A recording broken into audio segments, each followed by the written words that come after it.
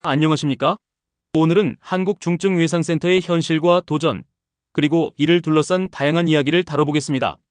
최근 넷플릭스 드라마 중증외상센터가 큰 인기를 끌며 이슈가 되었는데요. 하지만 현실은 드라마와는 사뭇 다릅니다.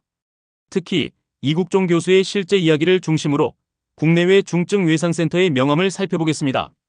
이국종 교수는 중증외상센터의 상징적인 인물로 잘 알려져 있습니다. 그는 석회균 선장 치료로 국민적 영웅이 되었지만 그 뒤에는 한국 의료 시스템의 한계를 고발하며 고군분투한 기록이 남아 있습니다.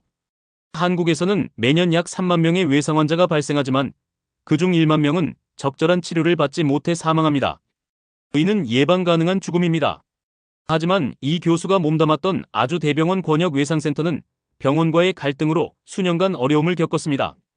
병원 측은 외상센터 운영 적자를 이유로 병실을 제한했고 닥터 헬기 운영과 관련된 민원 문제까지 겹치며 논란이 커졌습니다. 닥터 헬기는 중증 외상 환자에게 필수적이지만 소음 민원과 비용 문제로 운영에 제약이 많았습니다.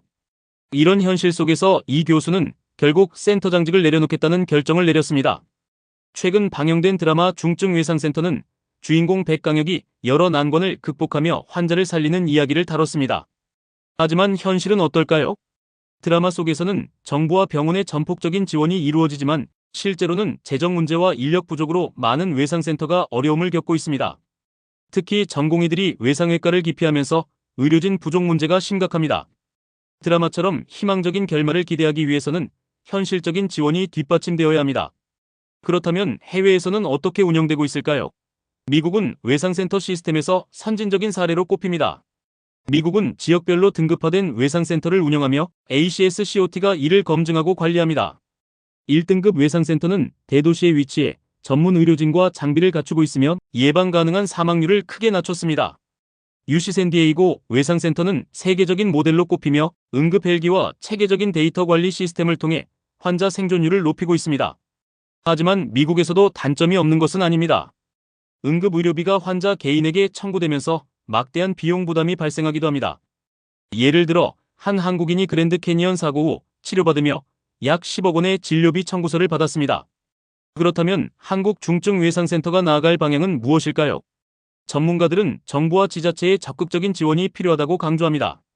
일본처럼 외상 환자에게 특별수가를 적용하거나 미국처럼 응급의료기금을 마련하는 방안도 제시되고 있습니다. 최근 서울시는 고대구로병원 중증외상 전문의 수련센터 폐쇄 위기를 막기 위해 긴급 예산을 투입했습니다. 이러한 사례가 전국적으로 확대되어야 할 것입니다. 오늘 우리는 중증외상센터를 둘러싼 다양한 이야기를 살펴봤습니다. 생명을 살리는 최전선에서 싸우는 의료진들이 더 나은 환경에서 일할 수 있도록 사회적 관심과 지원이 필요합니다. 시청해주셔서 감사합니다.